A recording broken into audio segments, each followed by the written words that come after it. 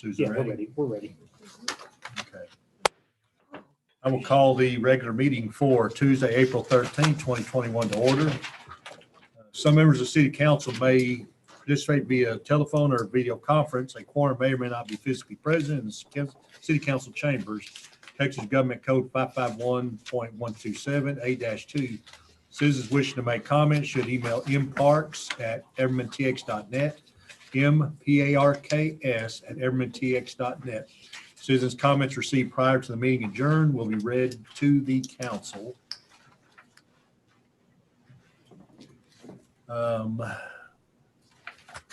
Everybody please rise for a moment of silence, followed by pledge of allegiance.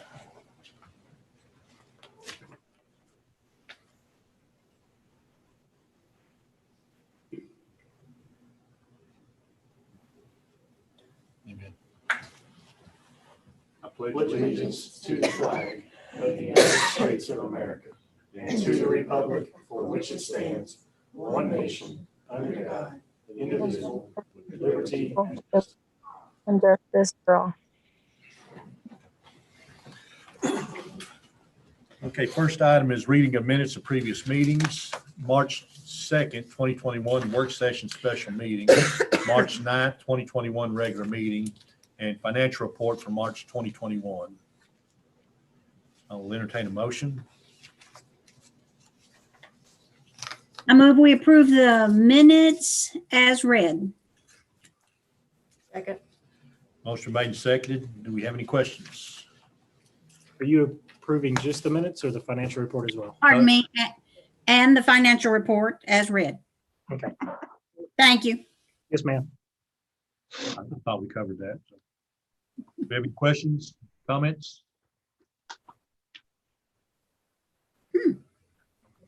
Susan, you got anything to say, or we good? No, not All right. efficient or inefficient.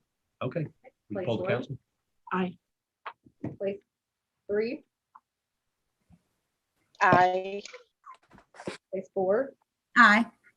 place 5. Aye. Place 6, Aye. Mayor. Aye. Motion carried.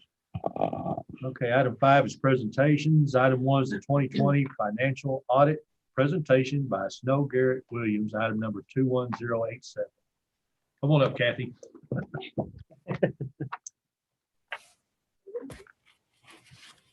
Good evening, Mayor and Council. As I've done several years in the past, I'll take you through just a few things in your audit reports, and then I'll be glad to try and answer any questions that you may have. If you'll start in your audit reports on page 3, on this page, you'll see that that's the independent auditor's report, where it says there that this is the report on the financial statements for the year ended September 30th, 2020. It briefly states management's responsibility and the auditor's responsibility. And at the bottom of the page, you'll find our opinion, where it says there that in our opinion, the financial statements are presented fairly in all material respects as of September 30th, 2020, and for the year then ended in accordance with generally accepted accounting principles. So that's what's called a clean or an unmodified opinion that you as council want to see. If you'll turn now over to page 10. This page 10 is part of it's just a few things I'm going to point out in the management's discussion and analysis. And that first section of the audit is a really good comparison from year to year. If there's something you'd like to look at in there, it's a really good summary.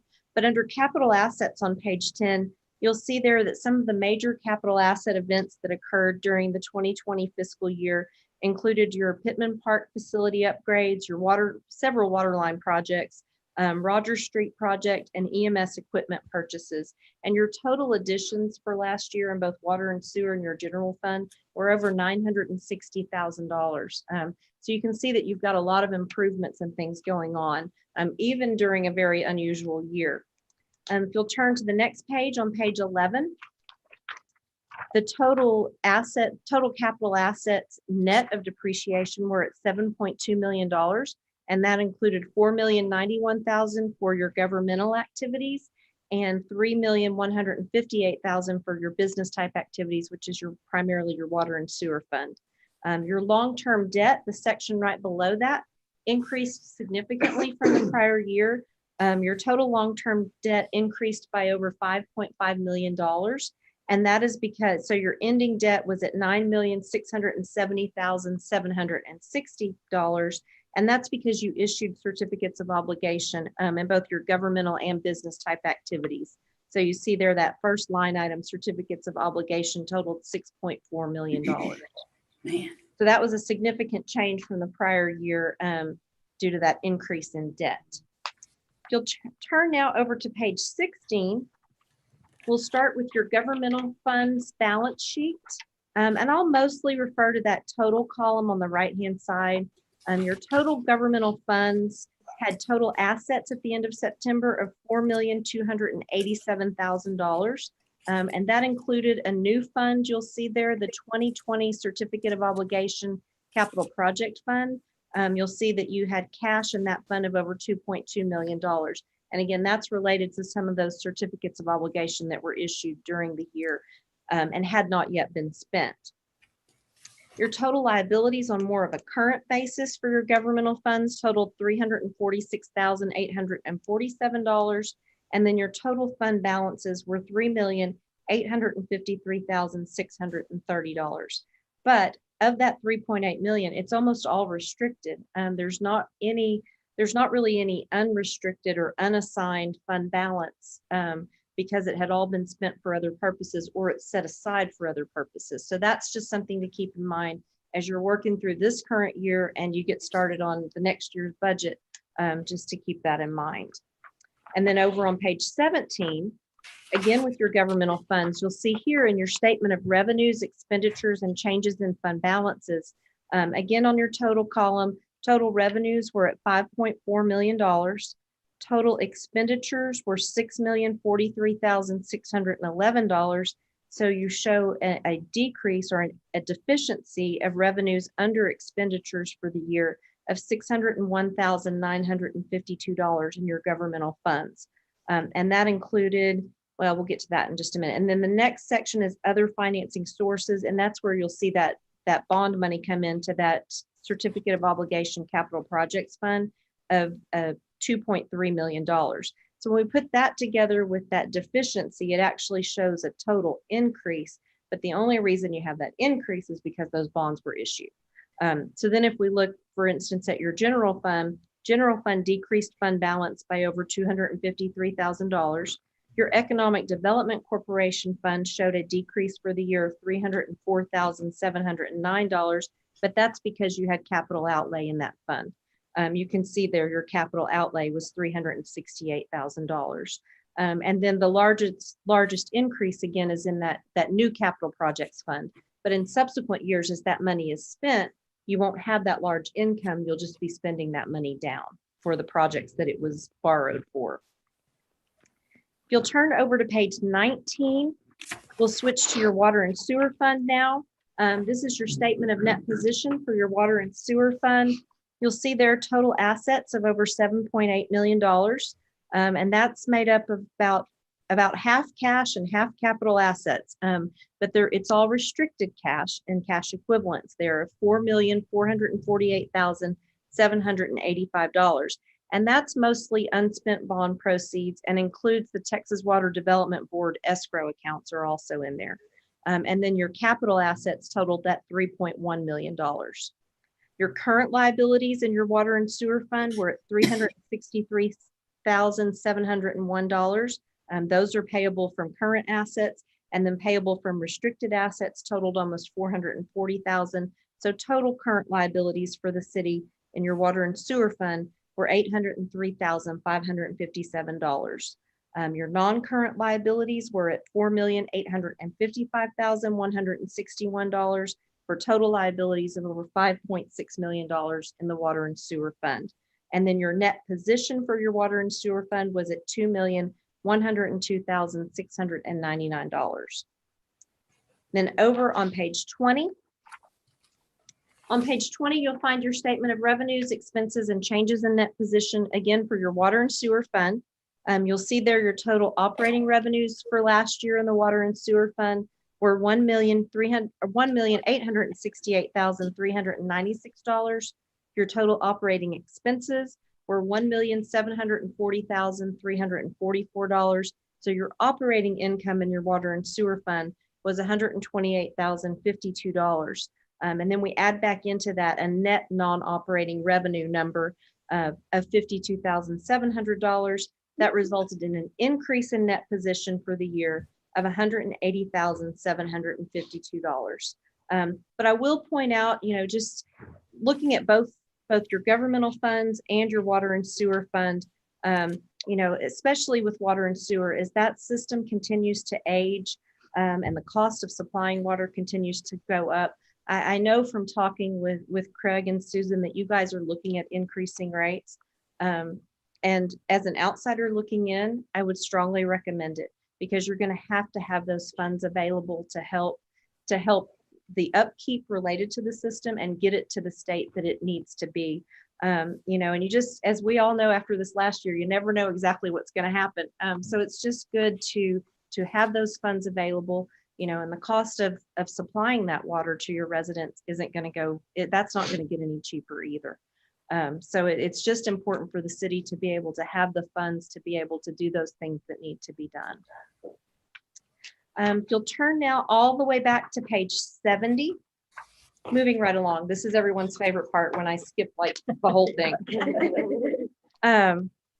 On page 70, you'll find the independent auditor's report on internal control over financial reporting and on compliance and other matters based on an audit of financial statements performed in accordance with government auditing standards. That long title tells us we were looking at two different areas. Under internal control, you'll see towards the bottom of the page that we did identify a deficiency in internal control that we consider to be a material weakness, and we'll talk about that in just a minute. And under compliance at the very bottom of the page, the results of our test disclosed no instances of non-compliance or other matters that are required to be reported under government auditing standards. So if you'll turn over to page 72, our one finding that we had was related to internal controls over financial reporting, and it was related to material adjusting journal entries that were necessary to correct and adjust balances in order to prepare accurate financial statements. You had a lot that went on in this last year for the city. I mentioned the different bond issuances, a lot of different things that were happening, some turnover and changes in key financial positions. So those were all contributing factors to the fact that as auditors, we had a lot more journal entries and they were larger dollar amounts than they had been in the past. So our recommendation there is just that you continue to develop and implement policies and procedures, strengthen controls, review the journal entries. I have discussed them with Susan. We've gone through them. Make sure that if there are things that can be done throughout the year, that they are done. I encourage her, and she's very good at it. She even asked tonight to ask questions, when things come up during the year, to ask questions and ask for our assistance, because it's a lot easier for all of us if we answer those things and look at them as they're happening, rather than when we're out here doing the audit. Feels like shit, and that's when his fever starts to Hey, spike. Sabrina, your microphone needs to be muted, ma'am. And then the management's response and plan corrective action, you'll see there, as I mentioned, and this is coming from your staff, that the city was faced with multiple challenges, including our good old unprecedented global pandemic, the issuance of debt in both governmental and proprietary funds, and then turnover in key administrative positions.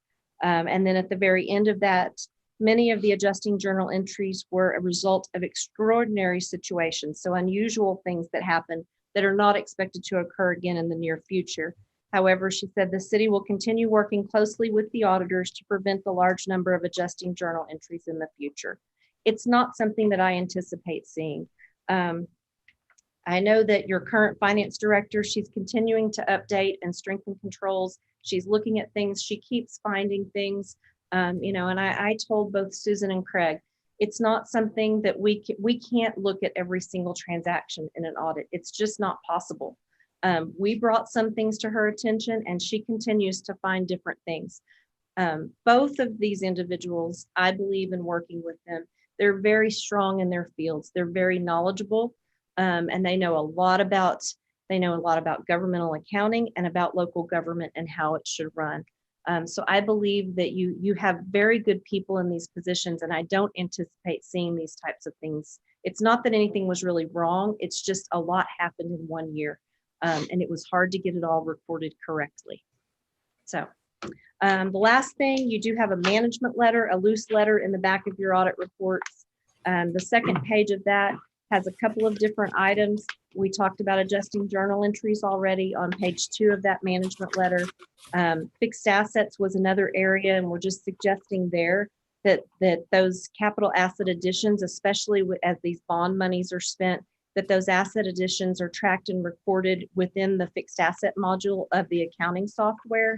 And then budget variances, just an area that it's difficult. Your budget is over $7 million for all of your funds, but just to watch those budgets carefully and amend them if they're necessary. Sometimes things happen that you can't predict when you're coming up with that budget for the next fiscal year. So it's just important to kind of keep an eye on those things and amend it if it's necessary. Overall, it was a good audit. It took us a little bit longer to get completed this year, just because so much was going on.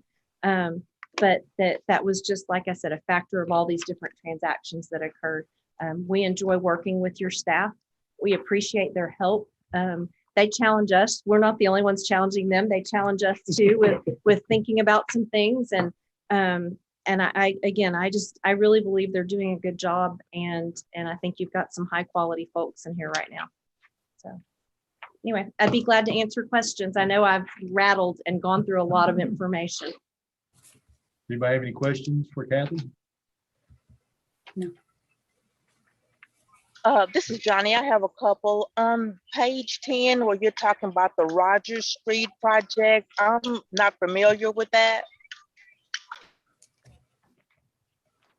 That was a street project, a rebuild of Rogers Street, which is right off of between Wichita and Prairie. It was a small road project, but that street was rebuilt last year. And it was something that was completed in that 2020 fiscal year. Correct. Was that a county project or something we went to the county to do? It was a county project that I believe was funded by the street fund. Okay. Yes. I mean, that sounds correct. My second question is, do you have any suggestions other than raising the rates for raising funds? It's really hard, especially in that water and sewer fund, because it is a business type fund. It's an enterprise fund. And so its purpose is very business-like in that even though you are a governmental entity, you're in the purpose of that fund is to sell water to your residents. So if the cost of water goes up, if the cost of supplying water goes up, or the system needs major repairs, the only way to handle that really in the water and sewer fund, because that's your source of income in that fund, is to raise those rates. Sorry, I don't have a better answer on that. Any other questions? No. All right, thank you, Kathy. Very good. Thank you for your time. Thank you for your business. We appreciate you. Thank you. Thank you. See you in July. Can hardly wait. Okay, next item is presentation. It's mobile food vendors presented by Robin Miga, item number 21081. Thank you. Yeah, I'll introduce Robin. Robin is joining us by Zoom. She is with our law firm, and she is actually a city planner. So Robin has been working with us. She's had a couple of meetings with Mindy and myself, and been working on the mobile food vending issue that we brought up to you a couple months ago. And she's been the one developing the ordinance, and she has a full presentation to give you tonight. So I'll turn it over to you, Robin. Thank you, Craig. Just 1 second. Let me share my screen. If we are interrupted by a 6-year-old, I apologize now. He has been running in and out, though he was instructed not to. So as he mentioned, we've been working on this for probably a couple of months now, kind of taking direction on what the vision is for that lot that's across from your park, and also with some items that had to go before the EDC. So this is sort of what we have come up with thus far based on that direction. essentially, cities have the right to regulate land uses within their jurisdiction. You have a right to state that you want to be supportive of your brick and mortar over having food trucks everywhere in your city.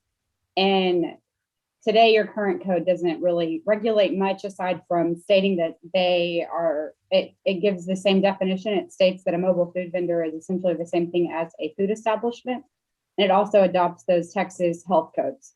So today, there's really not an ability to regulate where they're located. And so that's what this ordinance that's proposed is doing. So essentially, there's two approaches that cities can take to how you would regulate food trucks. You can either regulate them as a use, or you can have a permitting process. And essentially that permitting process would just state exactly where they're allowed and what the criteria is for why they're allowed or where they're allowed.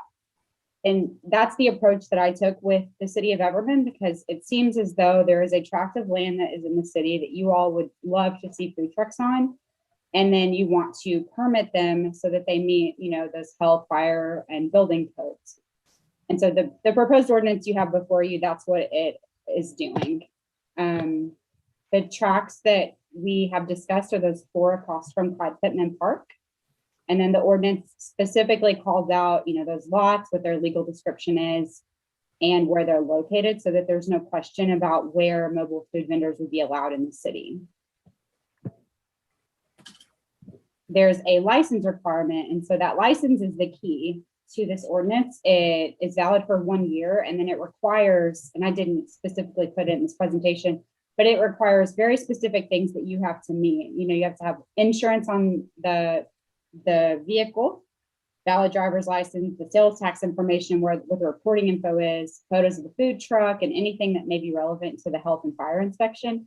But also, if there's something that the city wanted to see, there's a little bit of ambiguity with anything, that is requested of the applicant, they would be required to provide. Some of the things that I was thinking through in the process of writing this would be, since it is meant that they're able to be stationary in that park for up to a year, essentially, that on that city-owned lot. I talked through with one of the attorneys in the office, just ensuring that, if anything were damaged, like where the liability would fall and things like that. So I did think through like the whole process of what, could come up when I was doing this licensing process as well for you guys. Another part of this is the fee schedule. So today there is a fee, I believe. I'm sorry, I'm blanking on what that fee is, but it doesn't have the licensing requirement attached to it. So something that I would like direction on before we move forward with adopting the fee schedule would be what we want that fee schedule to be, or what we want those fees to be. So I pulled some of the surrounding cities near you all and what they charge to kind of gauge. I think this is a more interesting proposal that none of those cities have. They don't own the lot that they're proposing that be utilized by mobile food trucks. So I think there is a little bit of give on whether it's exactly what some of the communities around you are doing, but I did want to kind of give that average. And then conclusion being, the proposed ordinance it's not to restrict them, it's just this licensing process. So where most cities, actually, I think most of my cities, they either require that you go through a special use permit on a lot, or there's a zoning criteria that you go through. I took a different approach because it seemed more fitting to Everman. And then I would like direction on that fee schedule on what you guys might be comfortable with on a fee, so that when we move forward with action, I can have that drafted for you. And then I assume there are many questions, so I'm here to answer any questions you guys have.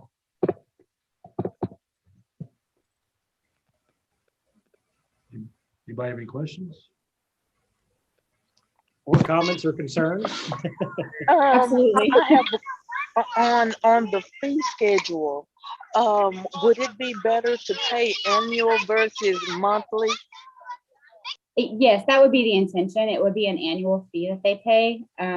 So you would license once a year, and with that license, there would be a fee that you pay,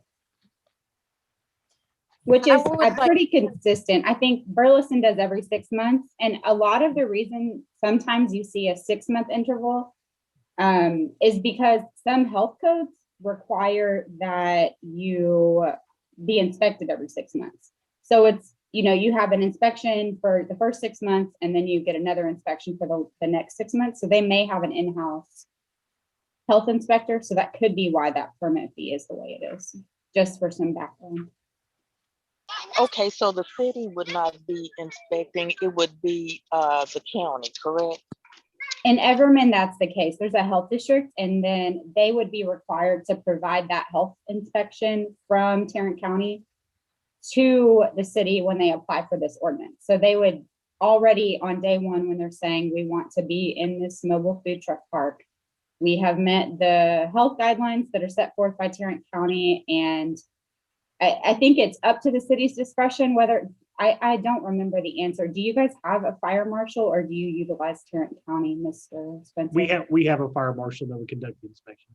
That's Okay, it. so that's a possibility, and that may be what you would want to do anyway, because then you can ensure they're separated properly when they're in the food truck park.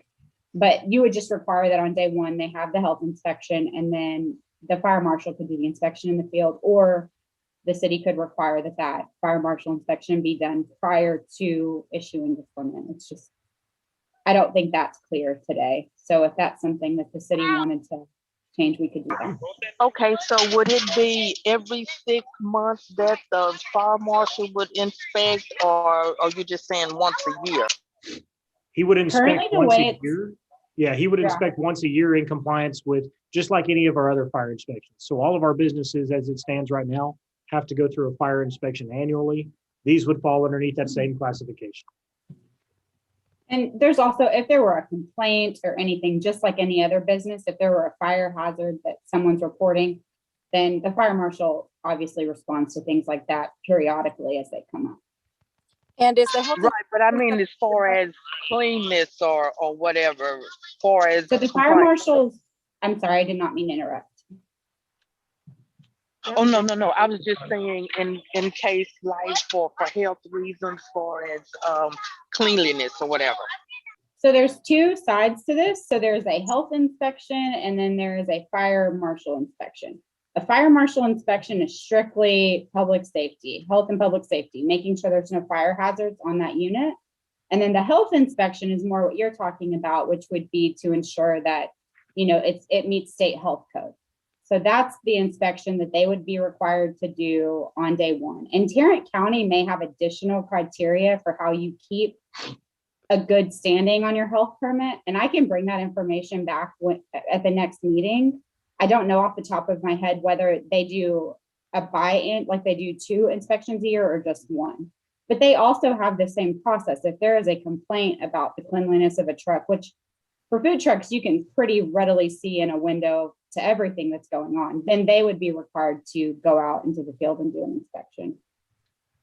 But even if we did a fire inspection and we noticed that it's a mess, we could call the health department out. Yes, we can contact the health Additional. department and also if it's trash related, if it's not necessarily a health code violation, it's a city code violation, our city code enforcement officer would have a hand in that as well. So there's a few different avenues of enforcement that we can handle to make sure that they're compliant between the fire marshal, the health office, and our code enforcement. So how often would you do a health inspection, the health department? I don't know, Is that normally Robin, do you done know what the once a year? requirements are? Are they annual? I don't know what Tarrant counties are. I know in most cities, I think every city I've worked in, there have been 2 inspections a year. So that's why I think it might be state law. But I would be happy to bring that information back. Yeah, I don't know the answer to that, but we can find out what the answer to it is. I think it's an annual health inspection. I was thinking at least every year. Yeah. Oh, absolutely, at least. Well, they're gonna have to renew annually with us anyway, so Right. they're gonna have to have a current health inspection to renew with us anyway. Oh, that's right. Okay. Is there any? Yeah, it just says there's an annual permit required. And they're inspected twice a year unannounced, is what it says. Twice a year unannounced. Okay. No, there's no difference between it having a motor or not. So a trailer would qualify as a mobile food vending as well as a vehicle, motorized vehicle. So like a taco trailer versus a taco truck, they both qualify. Well, I'm saying that because the Tacos Oasis, they have a trailer versus an actual motorized vehicle. Either one would qualify here. And then we would definitely make sure the outsides look presentable. So Robin, is any of the signage or anything like that addressed in the ordinance? I cannot remember. Signage is addressed in the ordinance and cleanliness on the outside of it is addressed in the ordinance. It is a little different with it being more of a mobile food park. I didn't necessarily put some of the requirements you would typically see in an ordinance, like, you know, where trash cans have to be located and if they have to provide picnic tables, because I feel like those are things that will be addressed in the overall park and you wouldn't want the individual vendors to take care of those things. But it does require that they have a certain like dimension of a sign. And if they have a sandwich board, it has to be picked up every night and things like that. So those things would be addressed. Our parks maintenance crews would be in charge of making sure that the property that they're parked within is maintained and cleaned up. So trash, the trash cans Right, empty, I'm those talking about kind of things. But the vehicle food trucks itself. themselves, Yeah, right, how it looks. right. Because you have seen some that you're going, no. So that's my concern, you know. We don't want something that's going to look like it's going to fall apart. Right. Well, but at the same time, I think we have somebody there, it's like that, and it doesn't track a lot of business, they're not gonna last. And they're Well- probably not gonna pass our inspections either. Yeah, I mean, they'll have to pass all the safety inspections. They'll have to comply with the ordinance and the regulations we have out regarding signage and those kinds of things. So as long as they're compliant with all the regulations and we have a good enforcement and inspection process, then I don't see that being an issue. One of the things that Robin has recommended that I really like is going to be our next step, and that's kind of creating a manual that'll be beneficial for both employees as well as individuals seeking to be a mobile food vendor, because it'll kind of give step-by-step instructions on how to address these different issues and make sure that we have a good process in place to get them their license. Because I'm with you, there's a concern, and we want to make sure that concern is addressed. Presentable. And that manual would sort of create, not exactly, but it would be sort of like the manual, like HOA guidelines, kind of like this is what we expect of the property. We expect, the cleanliness standards and those items. It also, the permit requires that you provide photos when you apply of the truck itself. So you would see the inside in the kitchen as well as the outside of it. So that is something that you would be visible to when they're applying. I guess I would be cautious because you don't want to be regulating content. You don't want to regulate someone's First Amendment right. So those are the only things I would shy away from. I just don't want them to look ratty on the outside. Understood completely. Yeah. Do we have any recommendations on the fees? What are we looking at?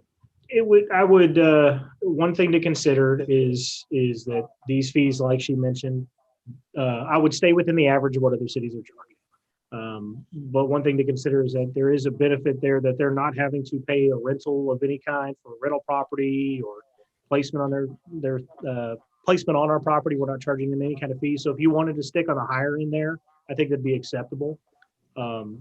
My recommendation would be somewhere between $250 and $300 annually for their license, would be my recommendation to council. Now, whether you feel that's too much or too little is obviously up to you, but I think that would be fair and reasonable considering that we are giving them their property and not charging them anything to be there. So you need a consensus on that tonight? We would like to get a consensus so we can make sure to include that, because when we'll be bringing this back again to you next month on the regular meeting to adopt the ordinance, and we would need to adopt the fee schedule at that same time. So we need to kind of have an idea of what figure you want to settle on to put in that fee schedule. Are you doing anything like 6 months, or what if they want to come in and do it month to month? Is that not an option? Not possible. No, they would have to pay for an annual permit. Then I would go for 300, since like I said, they don't have to pay for a lease or anything like that. They're there to make money. So I would go with 300. I didn't hear you, Judy. 300. Huh? I would I didn't- agree with 100. Are we saying 300? I can't hear. Yes, Yes, ma'am. 300. Okay. Yes. Okay. I would go with 300 because, they're not paying for renting or anything like that, and they're going to be making money. Well, you're basically, they're paying $25 a month. Right. And Mayor, I think Miriam had a comment, but I think, Miriam, can you hear us now? Yes, I can. Sorry, I had to disconnect and connect again. I probably missed a lot when Robin was speaking and the other council members had questions, but I do agree with Judy on the 300 annual fee for the food vending. Did you have any other comments or questions? Sorry. No, just, Took over your just job. the health inspection, I guess, once they get it, to prove to us that they've had their health inspection, do they report to them on an annual basis or 6 months? I don't know if we discussed that and I probably missed it. They have to report to them annually. I think they drive their truck there and get a full inspection annually, but there are 2 surprise inspections they said on the website. Okay, Thank you. thank you. Miriam, what Craig said earlier, they have to renew on a yearly basis. So they would Yes. have to have an inspection before we would renew their contract for the next year. Yes, sounds good. A minimum think they'll that- be inspected yearly. I Got think it. that may be something we want to spell out a little bit in the manual we adopt to regulate the park. Because I think that you may want to, if you have a lot of interest in it, we may want to have like a presumption against maybe renewing everyone like annually, because you may want to rotate trucks in and out. So that could be something to think about. Is everybody good with the $300 annually?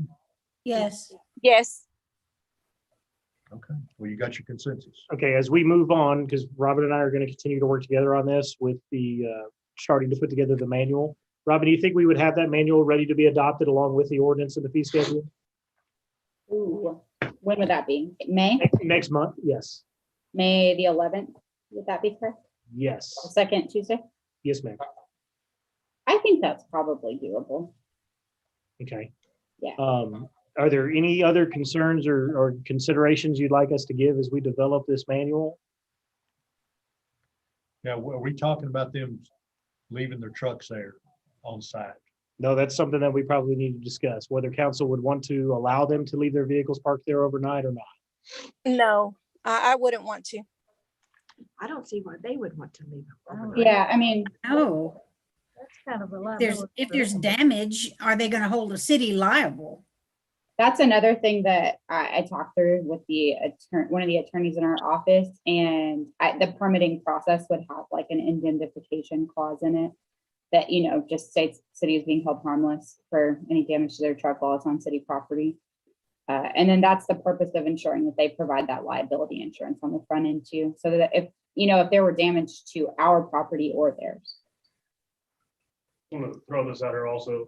For example, the 2 years ago, last year that we had the Celebrate America Festival, we had the seafood guys that were up there that are always up at Forest Hill Drive. They leave their trailer there constantly. And they are a huge, huge business. I don't know if this would be one of the things that I know they had discussed that they wanted to pull it out of that parking lot. But they leave it there. And so I'm not advocating for or against, but I just know something like that, which is a very, very, very lucrative business for them that has probably a lot of money in seafood cookieware within that trailer. They leave it there overnight. And I'm sure that's something where they don't want to take it home every single day to come back up and set it back up. So it may hurt us in the long run if we force them to take it home at night as well. Is that a boiled shrimp or crawfish trailer? Because I've seen that problem. Yes. Yeah, they don't usually move them. Right. Well, if we're opening it up Monday through Sunday, correct? We're doing that for every day of the week. Yes, ma'am. Okay. I think I can probably rephrase that. I would probably agree with what Landon said, because you're right. If their business is going well and they're going to be opening every day on a daily basis, they don't want to be coming in and setting up and taking down and setting up every day. I would agree, but I guess it just depends on what they're going to do. If some are just going to come in on the weekend, if they're only coming in on certain days of the week, or if they're coming in the 7 days, maybe we can consider it that way. Also, if we have some that come in and leave in the evenings, when they come back the next day, are they going to be required to park in the same place? Are we going to assign them a spot? Yes, we will. Okay, and they'll completely understand you can't take Charlie's spot just because you like it better. Right. No, that's absolutely correct. So that's part of the process that we've been talking about internally, is assigning spots. So each permit number will have an assigned spot Okay. on that lot. And that's where they'll be parking every single day. How many spots are there? We believe we can fit up to 8 on that lot as is. Do we have certain hours? I believe we talked about until 10 PM. Is that correct? In compliance with the noise ordinance. Robin, did we discuss hours? I think that the ordinance states potentially 7 a.m. to 10 p.m. I believe so. I was thinking I saw that, but I couldn't remember. Yeah, running in pretty much in line with our noise ordinance. Because we have to be considerate of how close we are to Yeah. residential development right there. We have the apartments on either side. That's good. Okay. How about lighting after dark and parking? So there won't be any parking permitted on that lot. They'll have to park either on the street or across the street in the Pittman Park parking lot and walk over. Simply because we can't afford right now anyway, especially with this just being a pilot program to pave that entire lot. We will be looking to pave the horseshoe that they'll be parking on because it will have to be paved as asphalt. But the center part will pretty much consist of picnic tables and trash cans and those kind of things to provide a seating area. Individuals visiting there will either have to park on the street or across the street inside of Pittman Park. Right, that sounds good. How about lighting? We will address that issue as we move forward with kind of developing a plan for the development of that lot. Okay. We need to look at cost and budget to see what we can fit in. Well, we got to make sure the lighting doesn't interfere with the apartments either. Right. Which I would assume your development code has criteria for how many foot candles or lumens can cross a property line.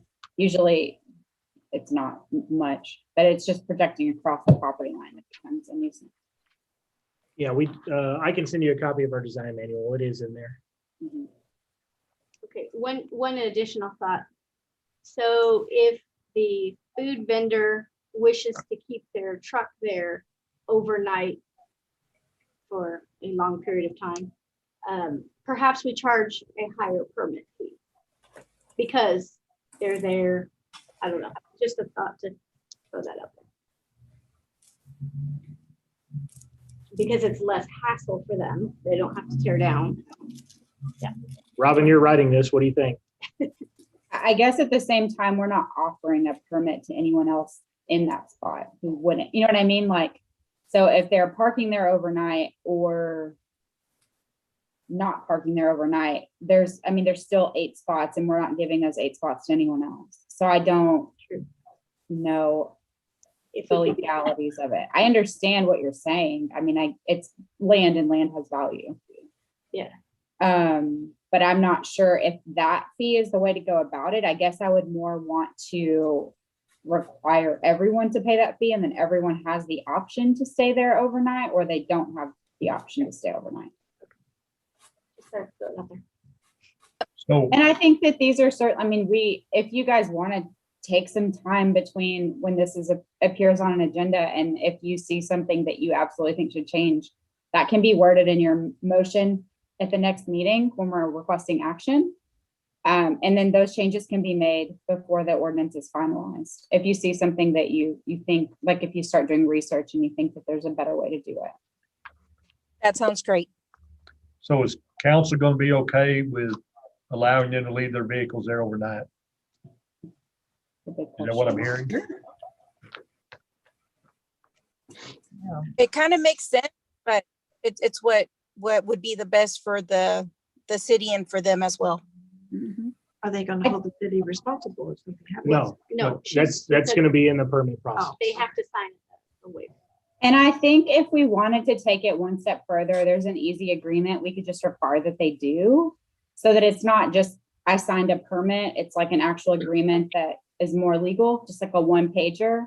If that helped you all to feel more comfortable. I talked through that with the attorney because I started thinking, I was like, okay, they park their truck here, it gets vandalized overnight. Or random guy comes in the parking lot, does donuts and tears up all this stuff. Like who's fixing all this and where does the insurance come in? And so he felt comfortable with the indemnification clause at the bottom with the signature. But he also said he thinks a quick 1-page agreement could help both parties feel safer with it. So I could go either way on that. I could try to find what we've done to show as an example. And that's not something that needs to be approved by council. It would just be kind of showing you a draft of what would be signed. Could we do both, Robin? The clause? I know Oh, absolutely, absolutely. I'd rather overkill than underkill, so. Oh, yeah, That would absolutely. I not, think that would not need to be in an ordinance. an agreement, no, because basically it would state, maybe there'd be a bullet point that states that the applicant is required to sign an agreement holding the city harmless between, them and the city of Everman. But there wouldn't need to be details about it. Agreements are entered all the time. It would just be, let me follow up. I am not an attorney. So let me follow up and see if direction would have to be given from city council, or if it is, I think the city manager would be who has discretion on signing those agreements, because the city council would have already agreed to the terms of that agreement, if that makes sense, because it's just a generic document that wouldn't change. So is council okay with overnight parking if we include that release? Not if, it will be.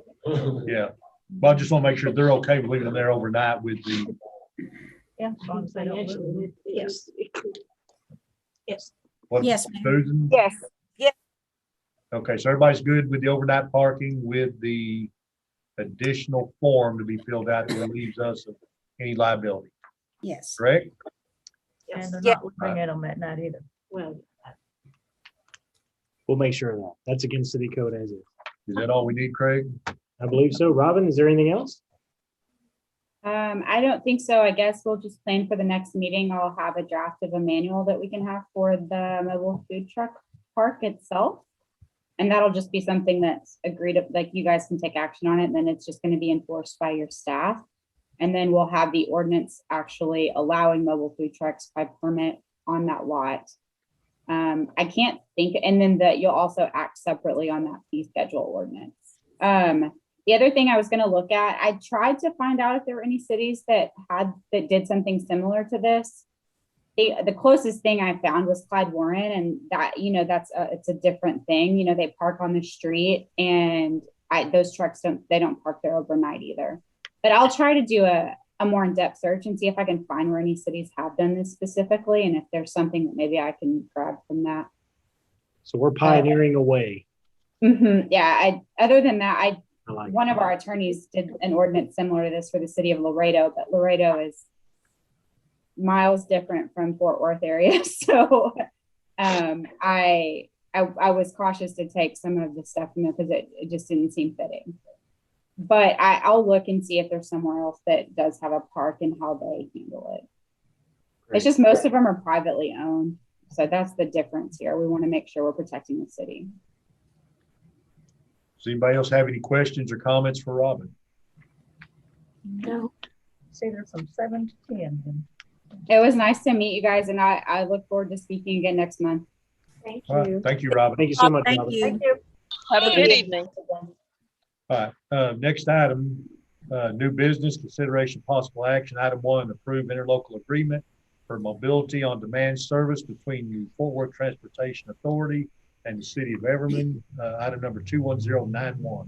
I'm sorry, Mayor, real quick, before you entertain a motion on this, can we jump down and get 3 and 4 out of the way? Since we've already been here an hour, we got 2 guests. Oh, Okay, Sorry. let's drop down to item 3, approve appointment of Sabrina Reck to the Everman's Event Board, item number 21089. I'll entertain a motion. I make a motion to approve 21089. I Second. Motion been made and seconded. Any further discussion? Sabrina is on the line here. She's applied. She's currently a paramedic firefighter with the fire department. She is on the line if you want to ask her any questions, but she's interested in serving on the events board and has helped out with many events previously on the fire department behalf. So I think she'll be a good addition to the board. Anybody have any questions or comments for Sabrina? Poll the council. Place 1. Aye. Place 3. Aye. Place 4. Aye. Place 5. Aye. Place 6. Aye. Mayor, Aye. motion carried. Item 4, Oh, Sabrina, if you want to get with me tomorrow, we'll get you, or whenever you're back on shift again, we'll get you sworn in. Sounds good. I'll be there tomorrow. Okay, we'll see you tomorrow then. Welcome aboard. Yeah. Thank Okay, thank you. okay, next item, item 4, approve appointment of Daniela Soria. Did I say that right? Gloria. to the Economic Development Corporation, item 21088. I'll entertain a motion. I move we approve Daniela Soria to the Economic Development Corporation. Second. Motion been made and seconded.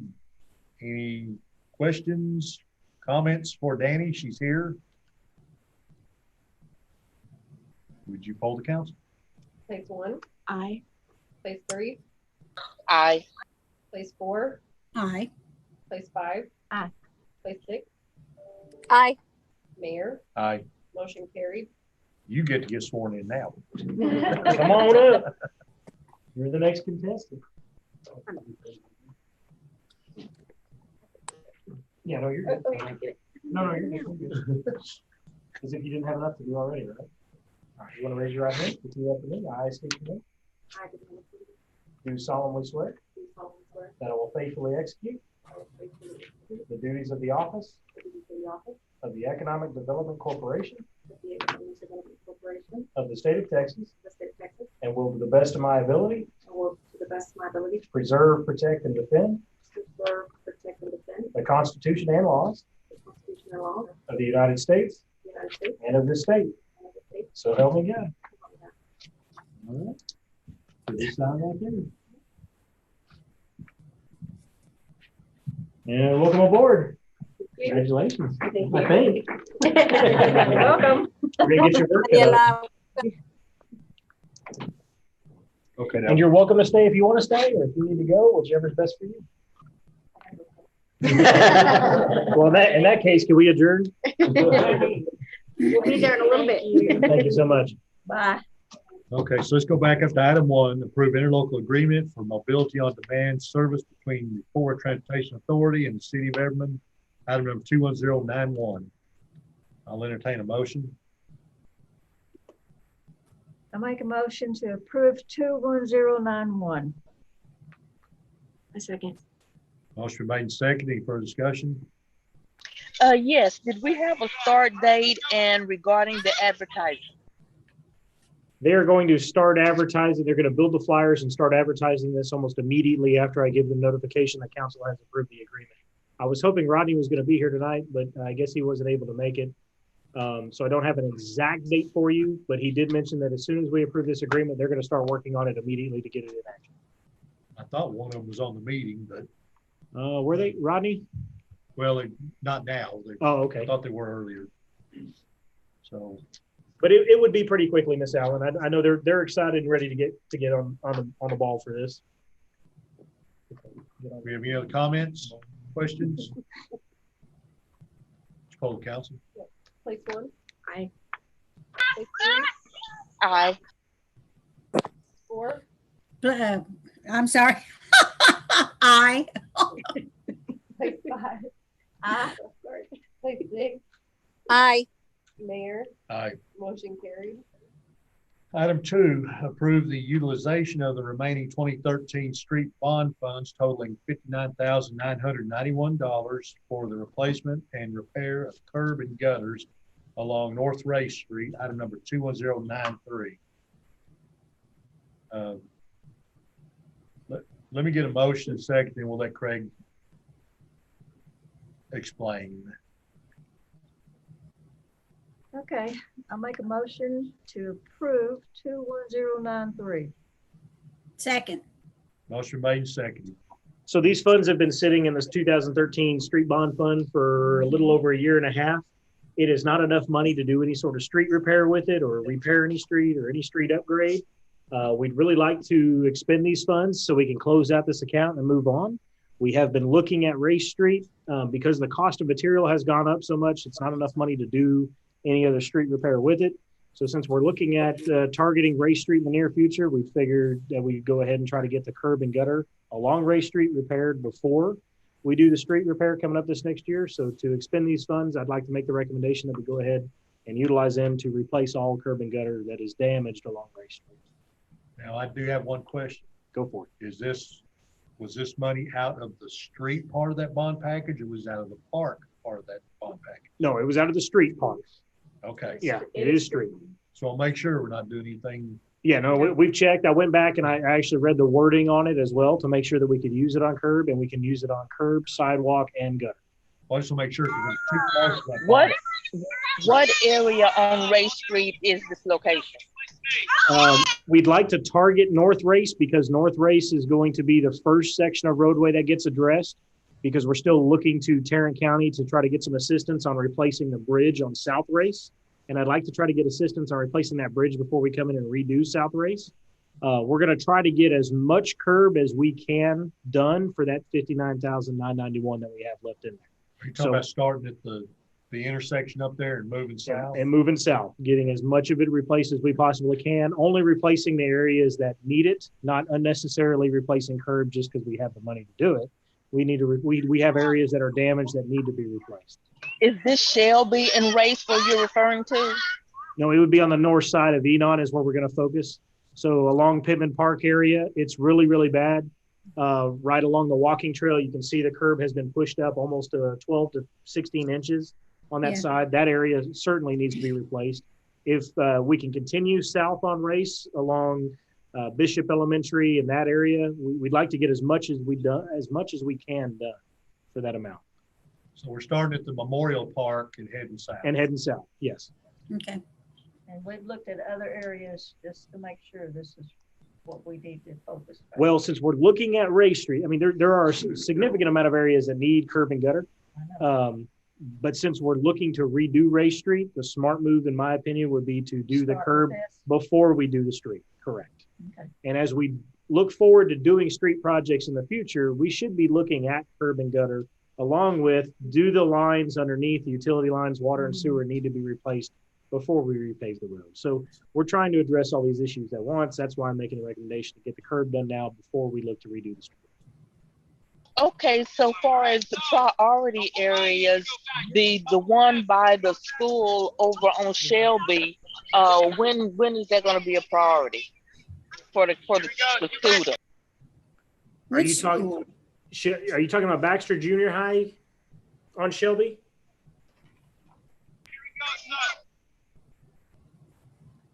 I'm sorry. Yes, I am. Yes, I am. Over on Shelby. We mistake, and when I say we, I mean the city unfortunately mistakenly redid Shelby Road years ago, not realizing that that is actually the responsibility of the city of Fort Worth. Yes.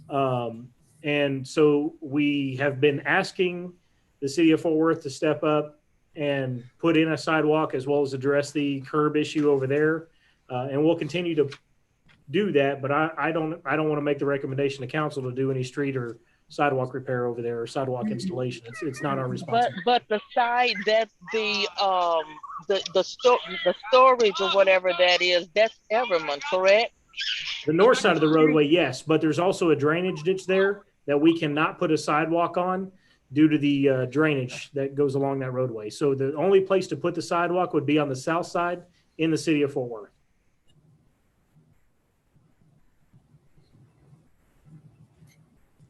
So have you talked with the school and Fort Worth regarding them doing that for the students? Yeah, the last conversation we had with them about this was actually a little over a year ago. We asked if they were going to be widening Shelby Road because of the increase in residential development that's occurring around the city. And we were told at the time that that was not on their plans and they were not looking to put in a sidewalk because Shelby Road is not on their master thoroughfare plan. Therefore, they cannot spend certain funds that they had available on that street to include sidewalks. So we have since built a pretty decent relationship with Kelly Allen Gray, who's the council member for this district. And we can certainly reach out to her again and ask her if that conversation has come back up. But it's been about a year since we discussed it before. Okay, because the students that come down from Langley and the ones on the other side, they're walking straight down. So that would benefit them when they cross over. And then if they walk down the side, that's Fort Worth. Like I said, maybe the Everman ISD might be able to work with them as well, since it is their students. I certainly agree with you. It's definitely an issue that needs to be raised and addressed, and we would like to get some kind of resolution to it. I know last year we worked 2 incidents where school children were hit by vehicles on that road. So it's definitely an issue that needs to be addressed, and we can work with the school district to try to bring it back up with Fort Worth and see if we can come up with a resolution. But on these funds, I wouldn't make the recommendation to spend these funds in that area right Well, we now. can't. Right. So. All right, any other questions? Poll council. Place 1. Aye. Place 3. Aye. Place 4. Aye. Place 5. Aye. Place 6. Aye. Mayor, Aye. motion carried. Now we go Mindy, on I'm to- having trouble hearing you. Sorry, it's because I'm not pointing the microphone at her. Oh, okay. And Judy too. I can't hear Judy very well. Well, I'll just holler from now on. There you go. Okay, now we can go into executive session. No. No. You gotta I know. go. Item 5. I was jacking with Landon over there. You ruined it, Craig. Sorry. Okay, item 5, approve the procurement of a Pierce Custom Enforcer Aerial HD ladder, 107-foot ASL from Siddons Martin Emergency Group LLC for the total purchase amount of $1,041,826.64, being financed through a tax-exempt financing option provided by Government Capital Corporation at 2.94% for a 10-year term, making annual payments of $121,760.18. Item number 21092. I'll entertain a motion. I move we approve item 21092. Second. Motion been made and seconded. Any discussion? I just want to say this is a hell of a price for a ladder. I just love Oh, it's the whole truck. Yeah, unfortunately, you can't go to Home Depot and buy this. That's what I was thinking. God. Any other comments? So is this coming out the general fund? Yes, ma'am. The payments for this would come out of the general fund. However, the payments would not start until the vehicle is delivered. No, I'm sorry, 18 months from the time we punch those. Okay.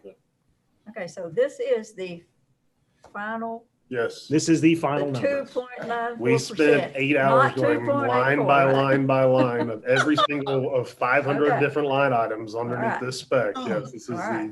the exactity. Okay. Well, your next unit's going to be horse-drawn, just letting you know. Well, after getting this, I don't know if I can, how much more I can be thankful for. So, okay, let's go. We can just line it with buckets. Okay, any other questions? No. Would you poll the council? Place 1, Aye. place 3, Aye. place 4, Aye. place 5, Aye. place 6. Aye.